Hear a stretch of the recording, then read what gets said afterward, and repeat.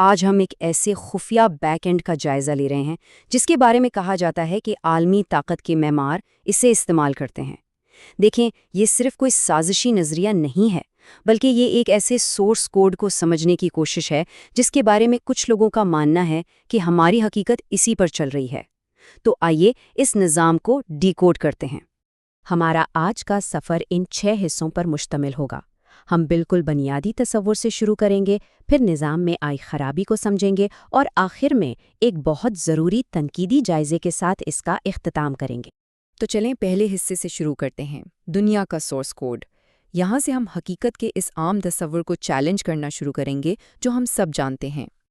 اچھا، تو یہ ہے وہ مرکزی خیال، وہ نقطہ جہاں سے ساری کہانی بدل جاتی ہے۔ اس کا مطلب یہ ہے کہ تاریخ میں جو کچھ ہو رہا ہے وہ بس ایسے ہی نہیں ہو رہا، بلکہ اسے ایک چھپے ہوئے نظام کے تحت لکھا جا رہا ہے۔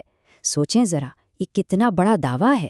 یہ تو ہمیں ہر اس چیز پر سوال اٹھانے پر مجبور کرتا ہے جسے ہم سچ سمجھتے ہیں۔ یہاں قبالہ کو کسی مذہب کے طور پر نہیں بلکہ ایک آپریٹنگ سسٹم کے طور پر پیش کیا گیا ہے، یعنی کائنات کے سورس کوڈ کو پڑھنے کا ایک طریقہ جو ان لوگوں کو طاقت دیتا ہے جو اسے سمجھ سکتے ہیں۔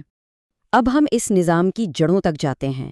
یہ سمجھنے کے لیے کہ یہ کوڈ آخر کام کیسے کرتا ہے، ہمیں پہلے یہ جاننا ہوگا کہ تخلیق کے دوران وہ کائناتی خرابی یا کازمک ایرر کہاں پیش آیا جس نے سب کچھ بدل کر رکھ دیا۔ تو یہ ہے تخلیق کا بلو پرنٹ۔ یہ 3 مرحلوں میں ہوتا ہے۔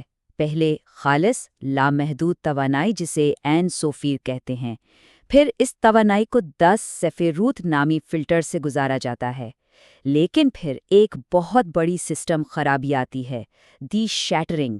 یہ وہ لمحہ ہے جب پورا سسٹم ٹوٹ جاتا ہے۔ اس کائناتی دھماکے نے آپ کہہ سکتے ہیں 2 چیزیں پیدا کیں۔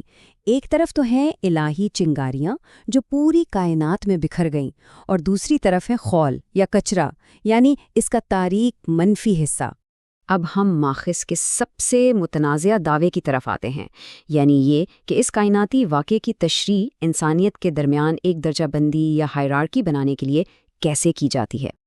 اب دیکھیں، یہاں پر ماخذ ایک بہت گہری روحانی تقسیم کا دعویٰ کرتا ہے، اور یہ بات سمجھنا بہت ضروری ہے کہ یہ سب کچھ براہ راست اسی ماخذ سے آ رہا ہے۔ ایک طرف تو وہ کہتے ہیں کہ اسرائیل کی روحیں ہیں جو الہی چنگاریوں سے بنی ہیں، اور پھر دوسری طرف ہیں قوموں کی روحیں جن کے بارے میں کہا جاتا ہے کہ وہ کائناتی کچرے سے بنی ہیں۔ یہ وہ درجہ بندی ہے، وہ تفریق ہے جس پر یہ پورا نظام کھڑا ہے۔ تو اگر کائنات ایک کوڈ ہے تو ظاہر ہے اسے چلانے کے لیے کچھ ٹولز بھی ہوں گے۔ اب ہم دیکھیں گے کہ اس نظریے کے مطابق طاقت کو عملی طور پر کیسے استعمال کیا جاتا ہے۔ تو سوال یہ ہے کہ اس سورس کوڈ کو چلاتا کون ہے؟ ماخذ کے مطابق یہ ہے بال شیم، یعنی نام کا مالک۔ یہ وہ آپریٹر ہے جو خدا کو ایک شخصیت کے طور پر نہیں بلکہ ایک ایسی توانائی کے طور پر دیکھتا ہے جسے اپنی مرضی کے مطابق ڈھالا اور کنٹرول کیا جا سکتا ہے۔ یہ لفظ جسے ہم اکثر جادوئی منتر سمجھتے ہیں، ماخذ کے مطابق محض ایک لفظ نہیں بلکہ اس نظام کا ایک طاقتور کمانڈ ہے۔ اس کا آرامی زبان میں مطلب ہے میں بولتے ہوئے تخلیق کرتا ہوں۔ یہاں الفاظ صرف چیزوں کی وضاحت نہیں کرتے بلکہ حقیقت کو بدل دیتے ہیں۔ وہ اس آپریٹنگ سسٹم میں کوڈ کی لائنوں کی طرح کام کرتے ہیں جو آپریٹر کے حکم پر کائنات کو موڑ دیتے ہیں۔ ہر سسٹم کا کوئی نہ کوئی آخری مقصد ہوتا ہے۔ تو اس کائناتی ڈرامے کا آخری مرحلہ کیا ہے؟ آئیے دیکھتے ہیں کہ اس کا انجام کیا ہے۔ تو یہ ہے ماخذ کا مسیحا پروٹوکول۔ یہ کوئی روحانی واقعہ ہی نہیں بلکہ کائنات کی مرمت کا ایک مکمل منصوبہ ہے۔ ایک مسیحا آتا ہے، ایک نیا عالمی نظام قائم ہوتا ہے، اور ماخذ کا دعویٰ ہے کہ باقی سب اس کی خدمت کرنے پر خوش ہوں گے۔ یہ کائنات کی حتمی ری بوٹنگ کی طرح ہے۔ اور اس سب کا حتمی نتیجہ کیا ہے؟ ماخذ کا دعویٰ یہ ہے کہ اس نظریے کے مطابق عام آبادی کو محض قابل تلف خول سمجھا جاتا ہے، شطرنج کے مہروں کی طرح، جنہیں اس وقت تک صرف منظم کیا جاتا ہے جب تک کہ کائناتی مرمت مکمل نہ ہو جائے۔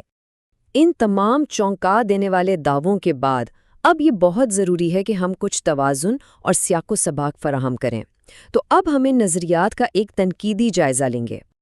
اچھا، تو اب آتے ہیں تنقیدی جائزے کی طرف۔